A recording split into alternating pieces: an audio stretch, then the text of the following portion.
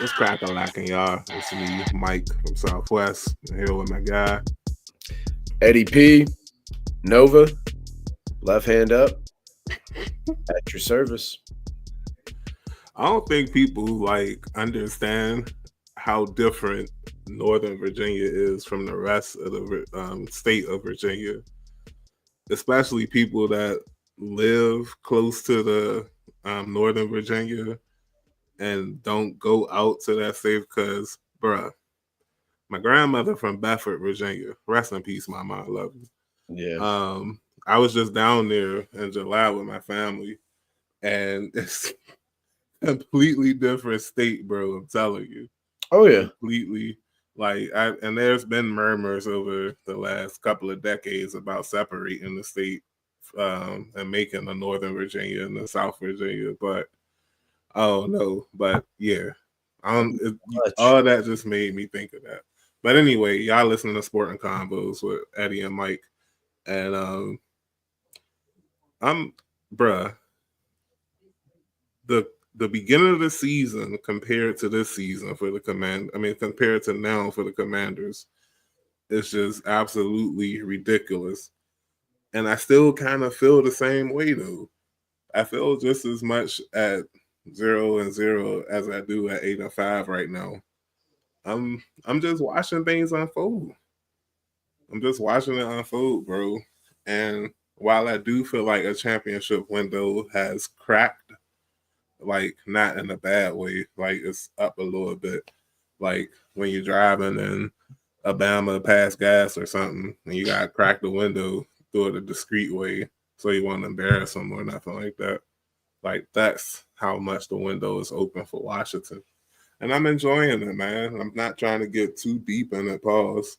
I'm just trying to enjoy the 24 season for what it's worth. We have a quarterback. That's great. We have a good staff, it seems. At least Dan Quinn seems like a great. Um, Hold on for a second. I need to stop and talk about Dan Quinn and head coaching in the NFL overall, real quick. It's Okay. just, it's just funny how you notice stuff the more you watch NFL, the more you follow NFL. And one of the things that I'm noticing this season, or at least with this regime, is just how important a head coach is for the team's success. And you like, no duh, Mike. But it goes No so doubt, much Mike. deeper. It goes so much deeper than the X's and O's.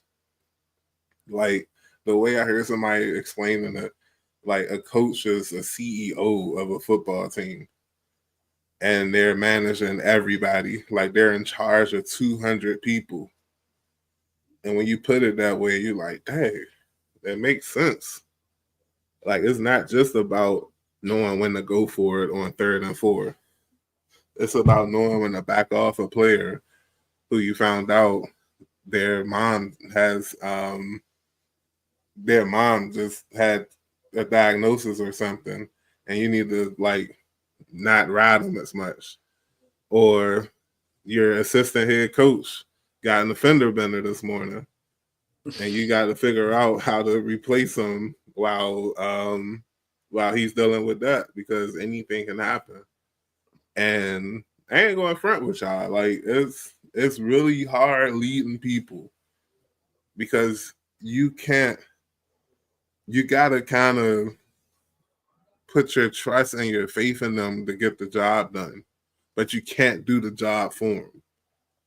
So to see just how quickly he's transformed this entire organization on the football field, it's just a testament of how great of a leader he is. We could talk about the X's and O's all day, but him leading this team has put us in great position for some long-term sustainable success. And that's all I care about, honestly. I could give a damn about the 2024 season alone.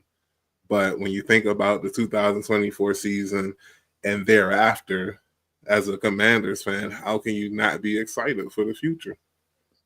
Yeah, I totally agree. And just to kind of actually expand on Dan Quinn, I think not to speak for you or put words in your mouth. Uh, I think kind of what you're saying, especially applies on the defensive side, where being a defensive coach, you would expect him to be coaching the defense. But as the head coach, you got to pay attention to game clock, down and distance at all times because things change there. And I think also picking the right people. I think whether we're talking politics, whether we're talking sports, whatever, people tend to bring their own people with them. But I think the telltale sign is, are your people that you're beholden to just out of loyalty? Or maybe is that loyalty beholden to like them actually being worth something, as well as like, having some history and some experience and them knowing what you want. So I think there's a lot to be said there. Obviously Joe Witt Jr. It did I is That's his name, right? I said that right. I don't know why. Mhm. Okay, for some reason I thought, I was like, I just did not say that guy's name right.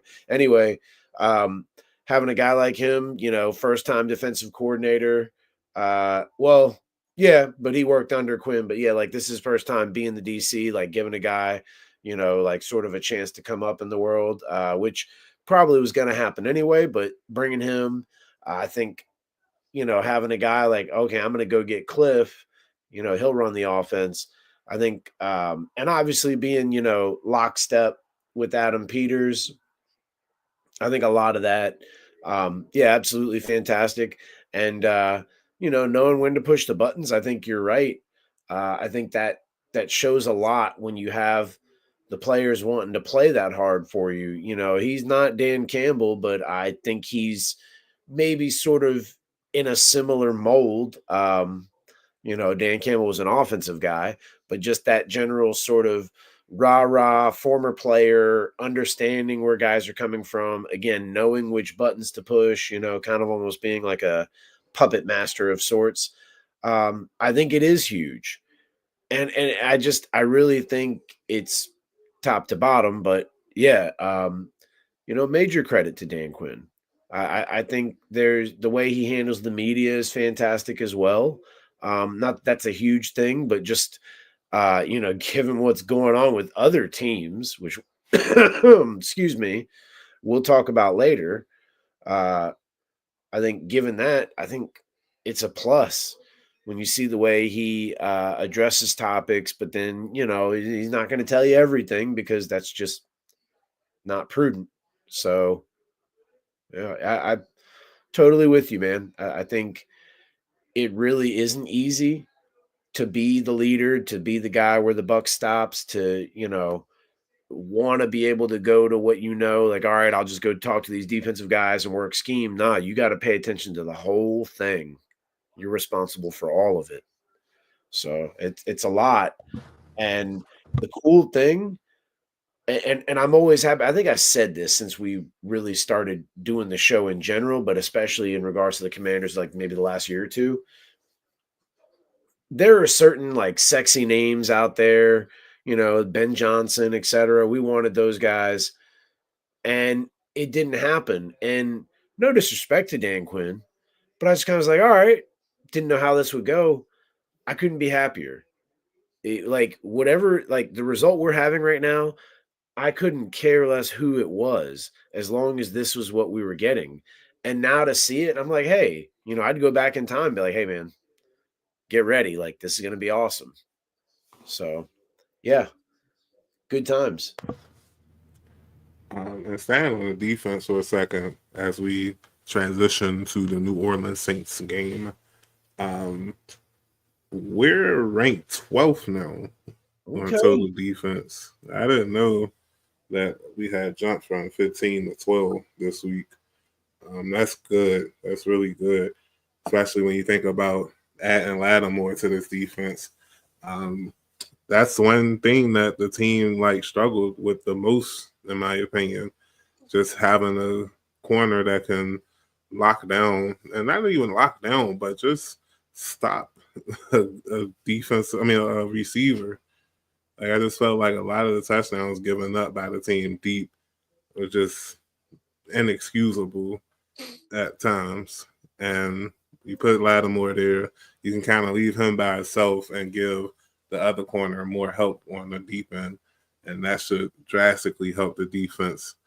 But as far as New Orleans, though, bro, not only are they struggling on offense because of a potential injury to David Carr. I heard he said he was questionable on Commanders and Classified. I thought I saw somewhere that he was on IR.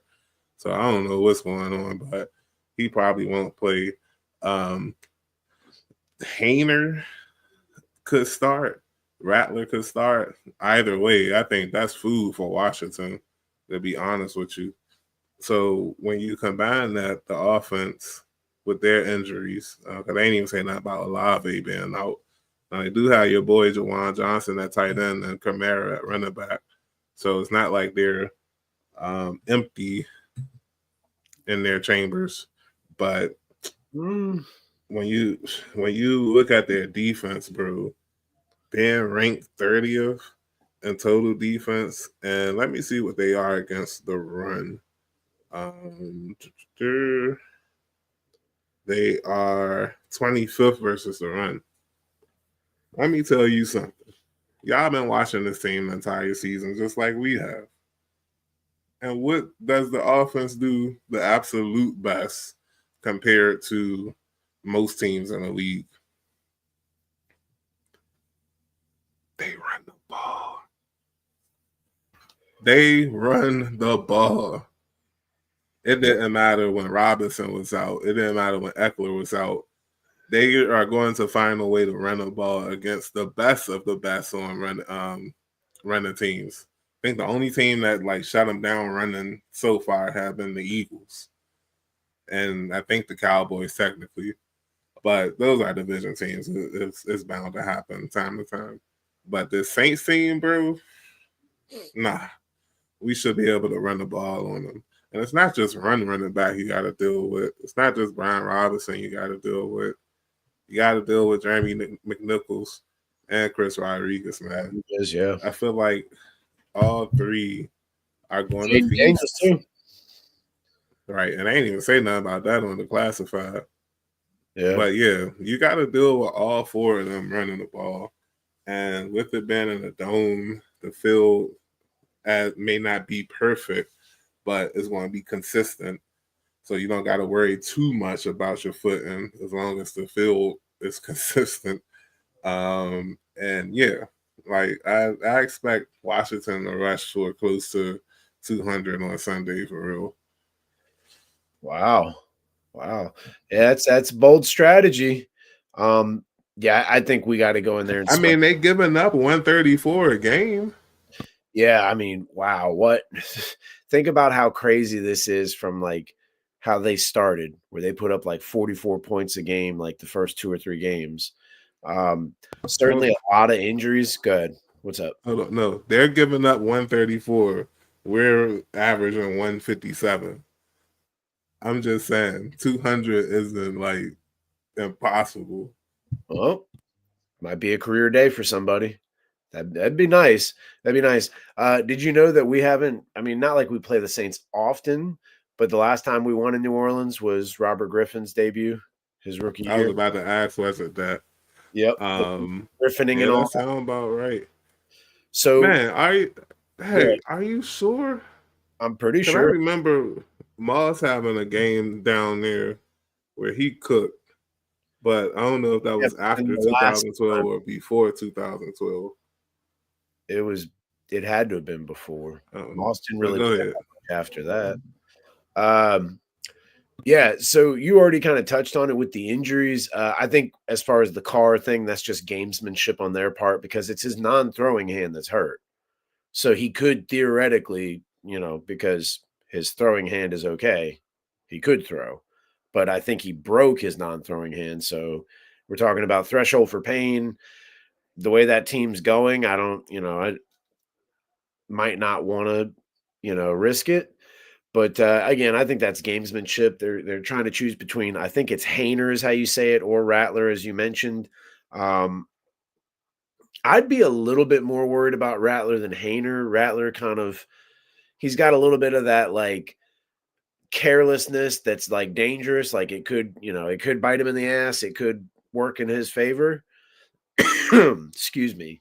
Uh, I think it's going to be fun to see the double potential defensive revenge game with Chase Young on their side and Lattimore on our side. Um, Young really hasn't been doing much. I think he's got like maybe 1 or 2 sacks, and he gets like maybe 2 tackles a game, not much. But I certainly want to, keep an eye on it. He's an athlete, he's a freak.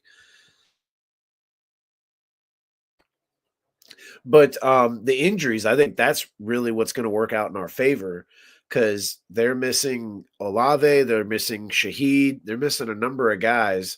And Kamara is, I think, overworked. They've been giving that guy the ball way too much in terms of carries and throwing him the ball. And yeah, Juwan Johnson, I think, is underrated as a tight end. But when you factor all those guys already missing, we should be able to key in on them. We should be able to, hopefully have kind of a good statistical defensive day.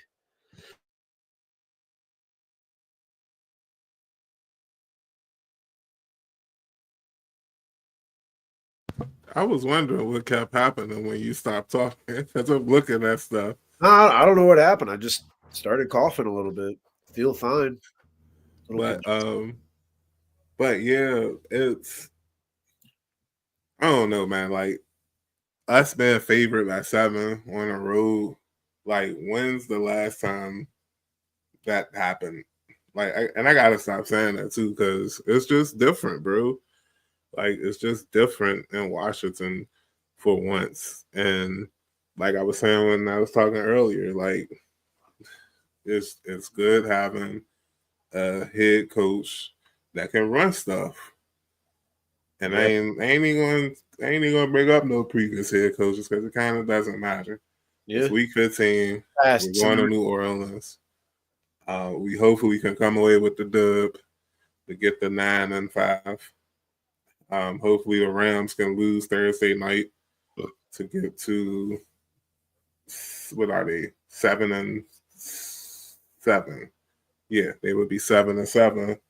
And Washington can have a 2-game lead over the last playoff spot, and hopefully the Packers lose too, and we'd be tied with them for the 6th seed, and that way we'll avoid going to Philadelphia or Detroit in the first round.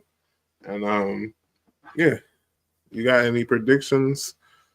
Score predictions for the game, bro? Well, all I'll say is I'm a little less worried about the spread about us being favored because, well, if the Dallas game didn't happen, I'd be more worried. But because the Dallas game happened, I feel like it, it's one thing, especially even the vets, when you say, hey, don't sleep, don't sleep. But now there's like, hey, man, we saw what happened in Dallas. Like that was only a couple of weeks ago. You know what I mean? So, but then we saw what happens when we focus and we play Tennessee. Now, certainly, neither one of those two teams are like world beaters, but at the same time, they're in the NFL, just like the Saints are in the NFL. So, yeah, I'm a little less worried about that. As far as a prediction, let's go.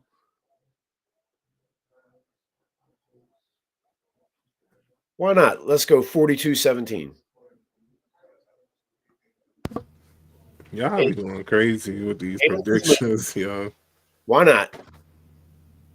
Just go totally nuts.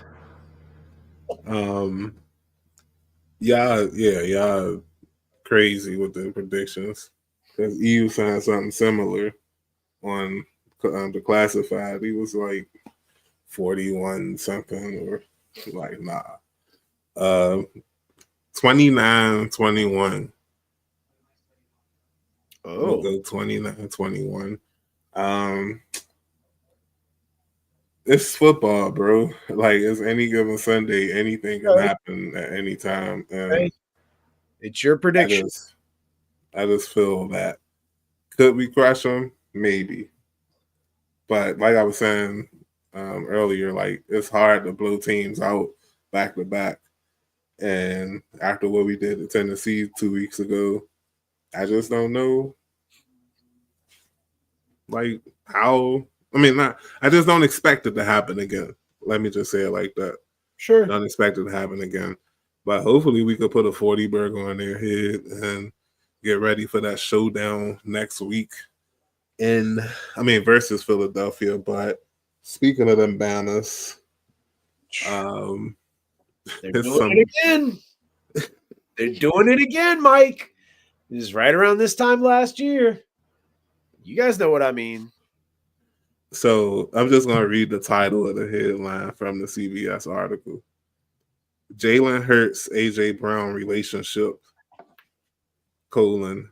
Eagles, Brandon Graham says they were friends, but things have changed.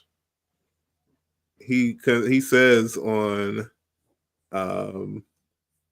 on sports radio WIP on Monday night, I don't know the whole story, but I know that one Hurts is trying.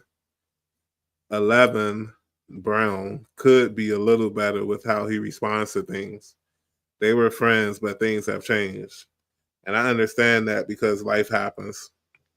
But on the business side, we got to make sure we don't let the personal get in the way of the business.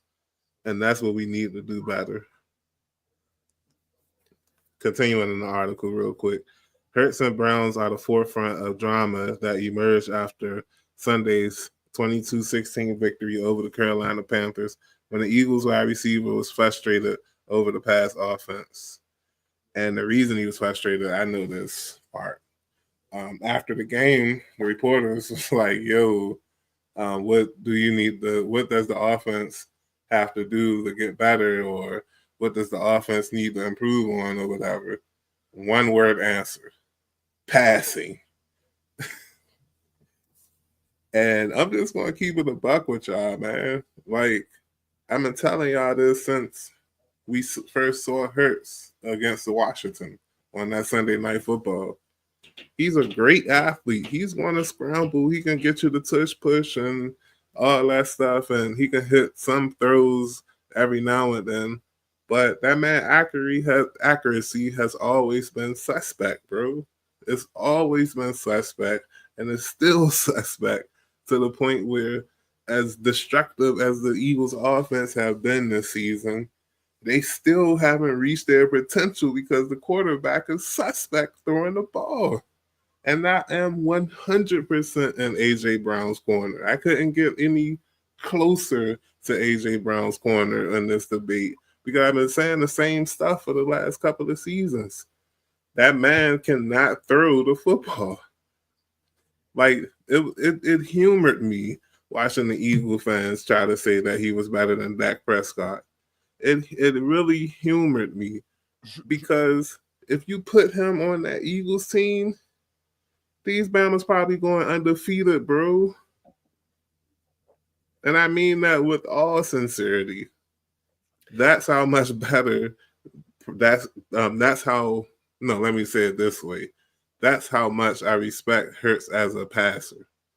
And I know I could be eating my words next week. He probably throw 4 or 5 touchdowns versus Washington and they lose or whatever. But the fact of the matter is, if that does happen, it still doesn't negate what I'm saying as a passer. It's more of an indictment on Washington if he does that than this good for him, in my opinion. But yeah, and I know receivers are always classified as the divas or whatever. But like I said, I 100% understand where Brown's coming from.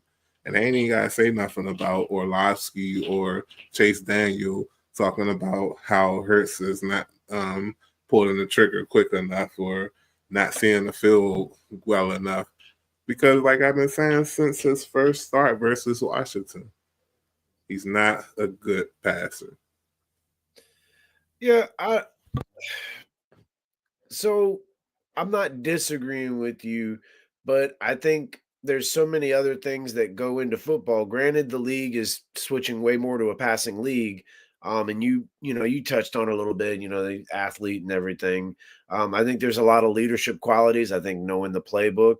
And I mean, look, his team, I think to a good degree, and his coach, they're riding with him. The coach got rid of what's his name? Is it Brian Johnson? Whoever, he's over with us now. They got rid of him because him and Hurts had such a good relationship. But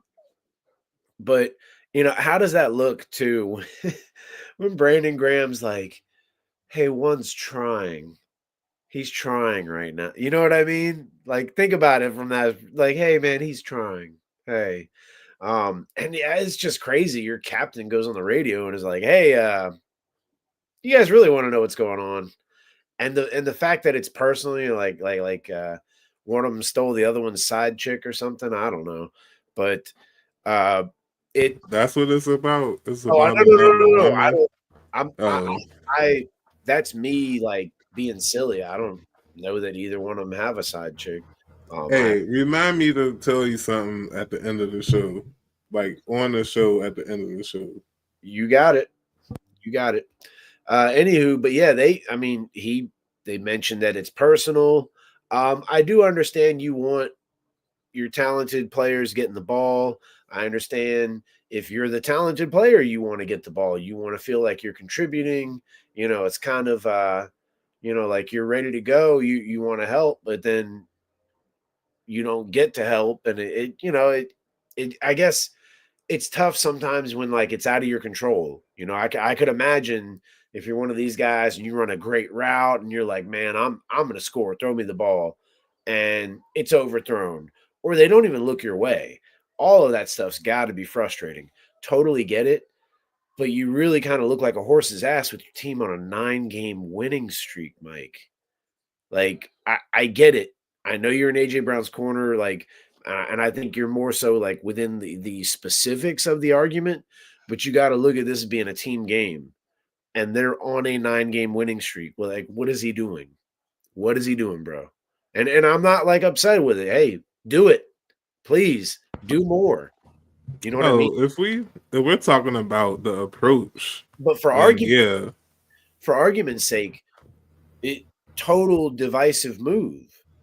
And equally Brandon Graham's part. I get that might be one of those things. Brandon Graham's the captain, and he's kind of like telling it like it yeah. is. What is he doing? And he's on IR. Shut up. Yeah, What are but you it's just talking about, well, you bro? have to imagine he's there, like he's in the locker room. I Before. know, but still, shut up. But I think more so this is a reflection of that coach. I think he's a flipping jackaloon, like That just man is a bum. wants attention. But The you know, truest form of a bummer. too, just to touch back on Hurts a little bit. Um, I thought, and look, I get it. You got the bag and you want to protect yourself, but it's almost like, he had that really good season and they almost, beat the Chiefs. He outplayed Mahomes in the Super Bowl, and then he got paid. And then he got paid, and plays kind of gone down a little bit. But I've said it before on this show too, which this is where it's really weird because, like, as mentioned, as we talked about Brandon Graham, the stuff he said that this is like personal and whatever. I feel like Jalen Hurts' best games are when he's throwing to AJ Brown. He's throwing bombs to AJ Brown, and AJ Brown's going off. I feel like that's when you see Hurts put up those big numbers too. Because But AJ Brown is a freak, and I totally agree. I don't mean to say it. like you just get the ball close to him, he'll be a beast. But that's what I'm trying to say, that he can't even do that consistently because he can't throw. But Mike, you know as well as I do, it's more complicated than that, bro. Like, first of all, hey, look, how's your fantasy team looking with Saquon Barkley? Looking pretty good, right? Okay, Why? Why? Because okay. they're giving Saquon the ball. They're giving him the ball a lot more. You got Devontae Smith. Before he got hurt, they had Dallas Goedert. You got to spread the ball around too. And defenses probably know who AJ Brown is, so they're probably like, scheming it up But like what that. does that have to do with what I said about Hurts though?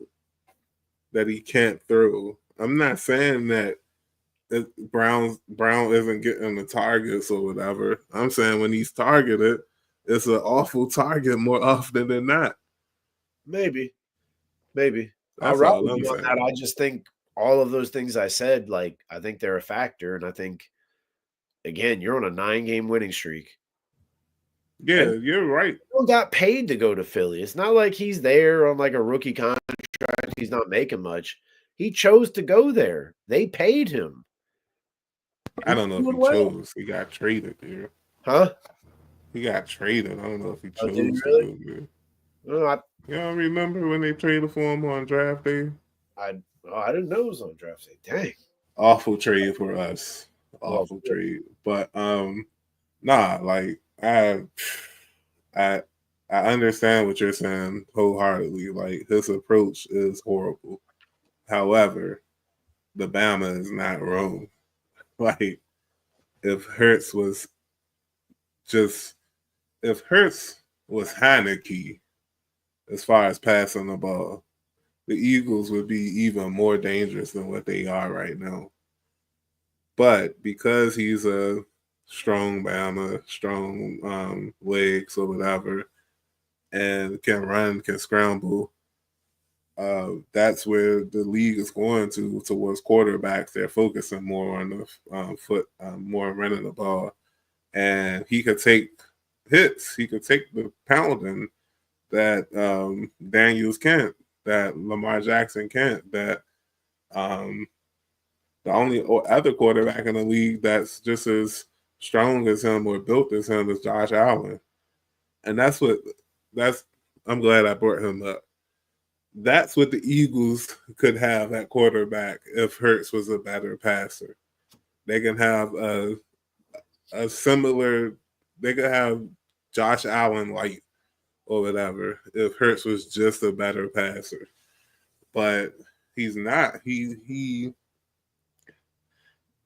when AJ Brown isn't playing, go look at that man's stats, and that's Yeah, all I I gotta say agree. about it. I totally agree. I've said that before. I've said Jalen Hurts goes as AJ Brown goes. Or I guess to a degree, you say AJ Brown goes as Jalen Hurts goes. Um, But I hope they choke. What oh, they got of course, this is what they where got a three this is where division. I mean 3-game lead with 4 left. I hope they choke. They are, like it really would have been wonderful to see the Panthers pull that win off. yeah, But exactly. But this is where I the recipe is. All the pieces are there between their coach, what Brandon Graham said. You got to figure media is going to be going to both of those guys, wanting their response on that over and over and over again. Anytime something happens, oh, is this because you guys don't get along? Is this because the needling begins, Mike? I'm all for it, all of it. let me ask you this: are you for the college football playoff? Um, the bracket has been announced, and we have our first quarterfinal. Quarterfinal. We have our first quarterfinal game. No, I was right. The first round game. I'm sorry. We have our first round game on December 20th, where number 10, Indiana, is traveling to Notre Dame to face the Irish. Then the next day is a triple header. You got SMU traveling to Penn State. You got Tennessee traveling to Ohio State. That's crazy. And Clemson traveling to Texas. And your top 4 seeds are the Oregon Ducks, go Quack. Um, the Georgia Bulldogs. I didn't know they ended up second. That's crazy. The Georgia Bulldogs are your second seed, with Boise State being the third seed and Arizona State being the 4th seed. So, like, what are your thoughts? We don't usually talk about college football like that, but with it being a new season Well, and the controversy that's surrounding it, like, just give me your thoughts on it and a prediction if you have any, because I don't honestly. I I don't. just know Oregon not winning it. That's all I'll say. You don't want Oregon to win? Why? I didn't say I don't win. I don't care who wins, honestly. If it's not the Terps, I don't care who wins. Um, I'm just saying, like, Oregon has been in this position plenty of times and they haven't won it. Like, Fair they enough. haven't won it. And it's crazy. They're the 1 seed, but they got the hardest path to the championship. They may have to beat Texas and they may have to beat Texas and Ohio State just to make it to the championship game. Ooh, that's rough.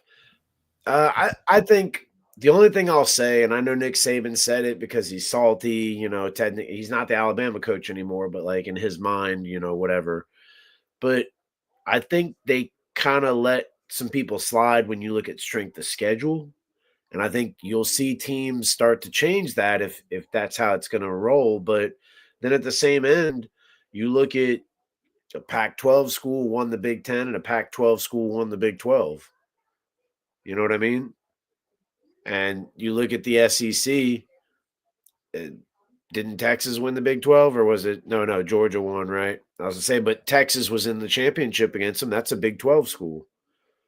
So, I just look at it typically seems like unless you're like an outlier a little bit, like maybe Clemson, from the ACC, it seems like college football playoff is mostly meant for the Big Ten and the SEC because that's where most of the money is in college football. There are exceptions. Don't get me wrong. The USC's, a really good Florida State or Miami team, perhaps, or the Gators. There's exceptions. Boise State, SMU, but overall, it seems like just the way they design this thing. And don't get me wrong, like those programs are always really good too. I don't mean like they just give them a free pass, but I think that's sort of where you're weighing it because Alabama didn't get in, but that's all I got really. Yeah, and I know a lot of people were celebrating the fact that Alabama didn't get in, but it's like, all right, so like they didn't get in. Had they got in, would things be different? Probably not. They're a 3-loss team.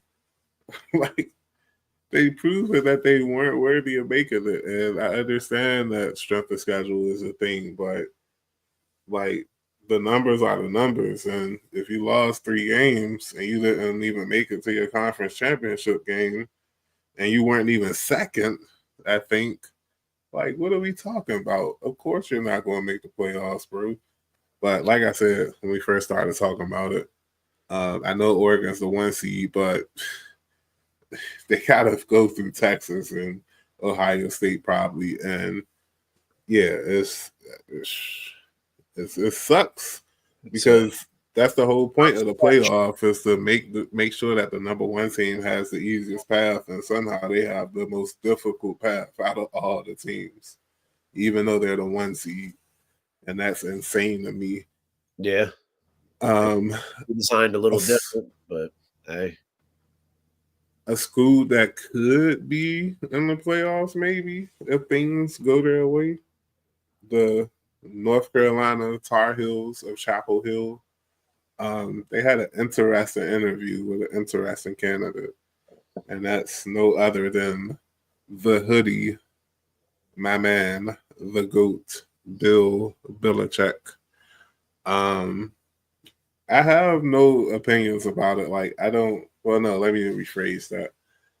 I don't have no expectations on if he's going to join or not because I just think he won't be that good of a college coach simply based on recruiting alone.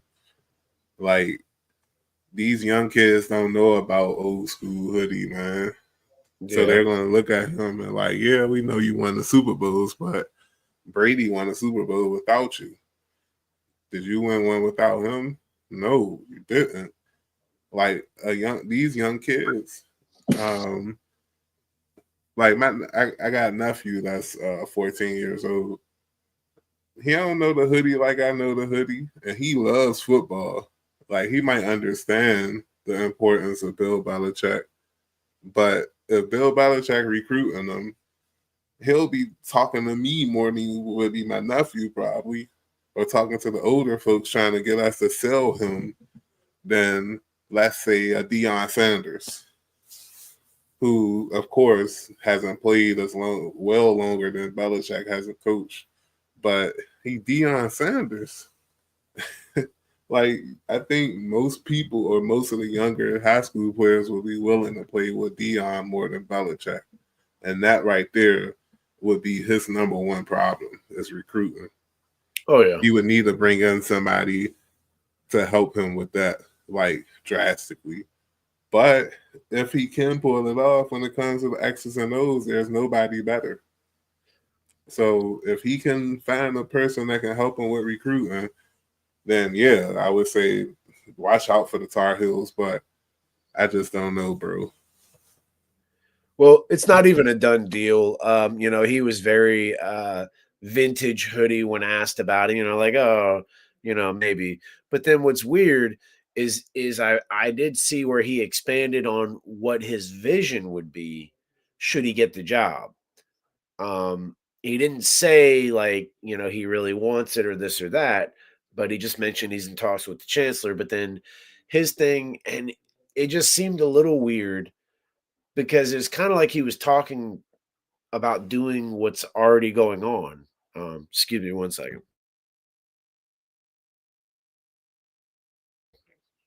Sorry about that. So it sounded like he's like, yeah, he wanted to set up a program. He's saying about how like college football is more like the pro game now, now more than ever. But he wanted to set it up where they're trained and taught, NFL style. He basically wanted this to be sort of like he wanted it to be like a NFL G League, but in a way that's kind of what's already happening. But he's talking about, like the nutrition side of it, teaching them that, teaching them, something educational as far as like getting a degree in something that'll have them set up for life after football. But again, it just seemed a little weird because he was serious. He wasn't joking around. And I'm like, well, that's already what they're doing at college football. I mean, they might not be doing it his way. Maybe he's got some sort of twist to it, or like there's like a mandatory you have to show up. Because let's be honest, I'm sure, you know, after a while, these guys stop going to class once they're good enough, and it's like, hey, you're going to get drafted. But then with NIL, maybe not. And I think that alone is more of a reason, if not equal to recruiting. Guys like Nick Saban, other college coaches, they were able to hold. Excuse me. They were able to hold things over your head as far as playing time, your scholarship, all of those things. That stuff is out the door. Hey, man, are you going to play me some more? Are you going to pay me some more? Because I can go over to wherever and they're going to let me play more. They're going to give me more money. And so, like, that's what you're dealing with now. And I think that part of it would be just as much of a headache for Belichick because in his mind, he's like, you guys should be playing for peanuts. But, and I don't say that being, like he's disrespectful or something like that. I'm just saying, old school, kind of like what you said. I wonder if the young fiance has anything to do with this either. If there's like somehow that's the motivation. Absolutely not. I'm sure. I'm sure he couldn't care less about her paying, and she couldn't care less to give him an opinion, like at all. Some more interesting news in the college coaching world. I know we don't really talk about it, but when you hear this, bro, Yeah. you're going to understand why. Former offensive coordinator for the Washington Commanders, the one, the only wing collar, Eric Bieniemy. He was. They said it was a mutual agreement that he parted ways from UCLA because he was exploring more opportunities or whatever. But the Bama got fired, like straight Yeah. up. He Yeah. got fired. UCLA offense was not cracking this season. Not Without looking, I could tell you what the problem was. They did not run the ball enough. Like I could tell you that's what the problem was. And yeah, like I feel like a lot of people are feeling very vindicated about his firing or departure from UCLA. And like I really thought he would get a head coaching job, but it looks like everyone was right. Like he He's not that man. And bringing it back to what I said earlier about Dan Quinn, and leading 100 people in your organization, I don't think Bieniemy could handle that job. And like we were wrong, especially the people that said it was race factor. You kind of could tell that it wasn't necessarily a race issue because other black coaches were getting hired around that time. It wasn't a lot of them, but they were getting hired. Bieniemy was barely getting interviews anymore. And after the last 24 months, bro, we all know why now. Yeah. We all seen it. Nobody can defend it anymore. We all understand why. He's a hothead that doesn't call great plays. Or no, let me rephrase that. He doesn't call the correct plays when they need to be called. He's a very pass happy play caller. And I know, like you said earlier, that football is trending that direction. However, a good running game is still a good running game. Oh, and it does so much to a defense that y'all don't understand at all. Yeah, I didn't want to believe it, but and when I say that, I mean like that he didn't have something to do with the Chiefs' success. That him not working out in Washington wasn't all his fault. I didn't want to believe it. But hey, I mean, here we are. Not much to really say. I just felt like it should be talked about, and you hit the nail on the head. Like a big reason for talking about it is he used to coach here, and like you said, a lot of people feel vindicated because they said, "Hey, he ain't ish." You were right. He's not him. Or, oh no, what that dude say? You're not that guy, pal. They were right. He's not that guy. And like even after he left here, I still was like, he should go to the Bears. I think the Bears would be a good destination for him. He should go there and he can work with Caleb Williams since it's a pass happy offense, and you can let Caleb Williams you can let him loose. Like you can have him looking like Patrick Mahomes or looking like the Chiefs throwing the ball and using running plays as passing plays. Or I'm sorry, using passing plays as running plays. My apologies. And yeah, but like you said, or like we kept saying in this segment, we were wrong. Yeah, I'll be the first to tell you, I was wrong. It is what it is. Now, last topic of the show, unfortunately.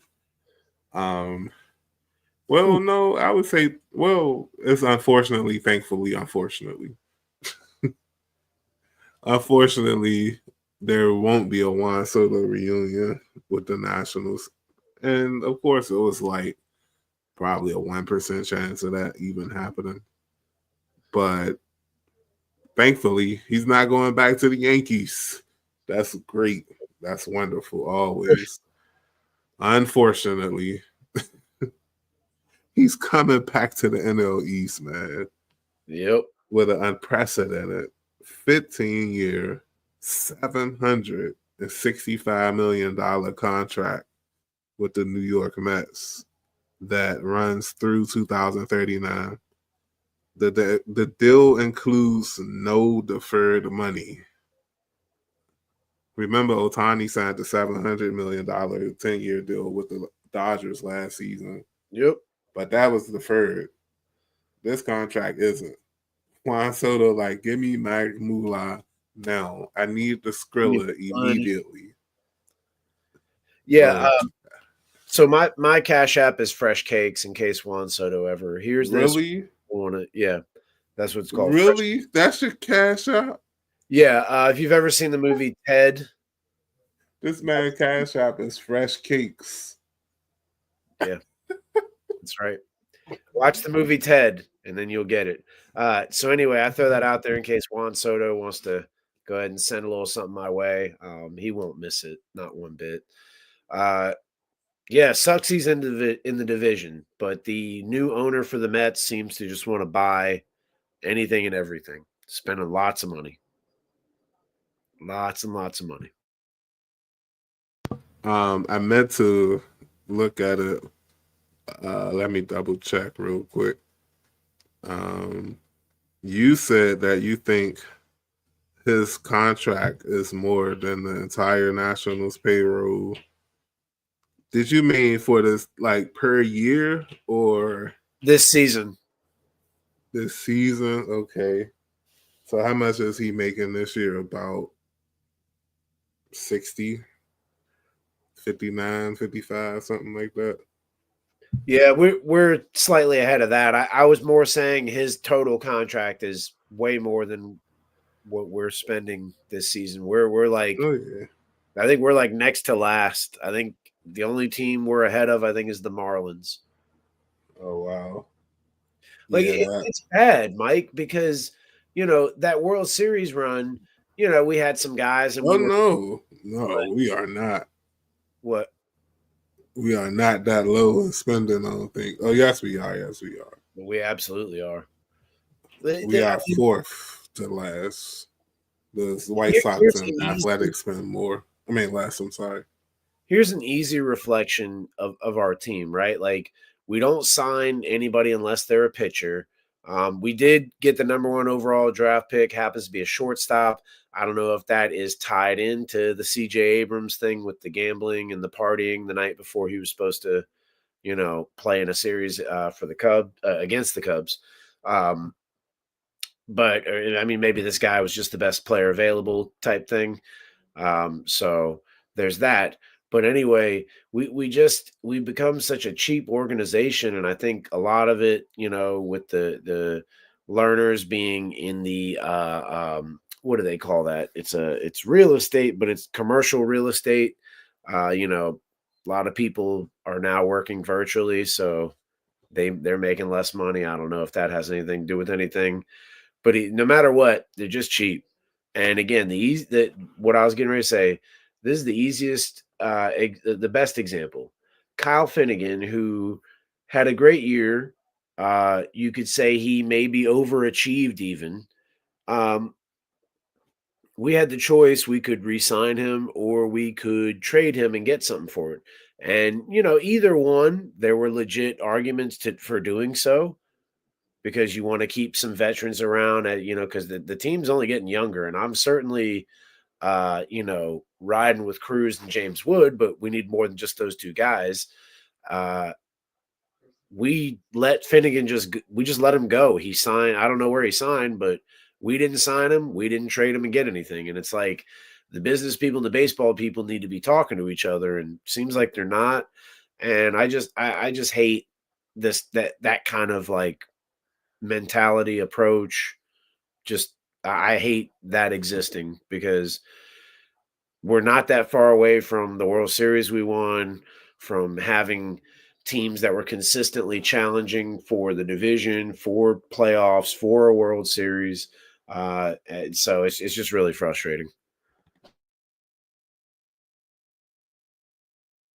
Yeah, like, and I'm wearing these bums hats, or these bums hat for the show tonight.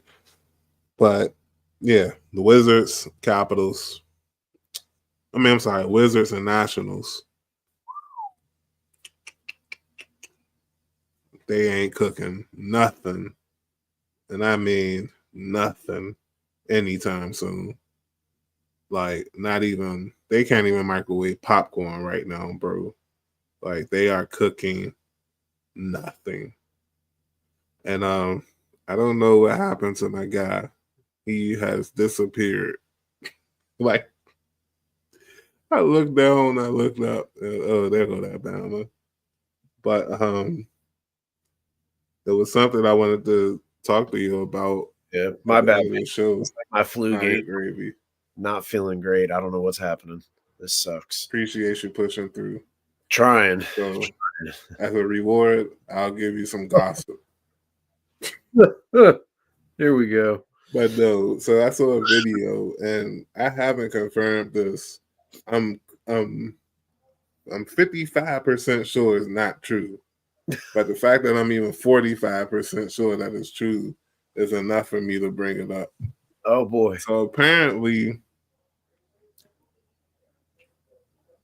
during the Steve Nash Sundays, the beginning of these days, I believe, Leonardo Barbosa was apparently cheating or in an affair with Steve Nash's wife. Leandro Barbosa. Yeah, I know who you're talking about. Who I say? Leonardo? Leonardo. Oh, yeah, Leandro. Yeah. So Nash got mad when the baby was born because the baby was a darker complexion, apparently. Who's I haven't baby? confirmed this yet. So he files for a divorce immediately after the baby's born. They do a paternity test, and check this out. The baby isn't Barbosa's or Nash's. Ooh. Guess who they said the baby was? Who's the father, bro? Ari Stoudemire. Close, but no. Even more Sean crazy. Marion. Jason Richardson. Oh wow. Mr. Slam Dunk Champion. And apparently he was traded like around that time. So the reason I was even 45% sure and not lower was because before the show, I was like 90% sure that it was true. But after doing a little bit more digging, it's looking like it's just one of those rumors that was floating around. But I don't know, bro. Like, ever since that Tony Parker Brent Berry thing happened, people are just they're like, it's enough heat. It's enough heat, and I still can't confirm it one way or another. I'm leaning towards the truth, but only because I feel like if it was, leaning towards it not being true, because I feel like if it was true, this was something that a lot more people would have heard about. Yeah, and that's all I got for this week. All right. My hands are up. Don't shoot. But we're gonna holler at y'all Bama's next week. Hopefully after another Commanders W to get us at 9-5 and be virtually tied with the Packers for the 6th seed. And yeah, other than that, we out of here. Hope y'all enjoy the holidays. I believe Hanukkah is starting soon.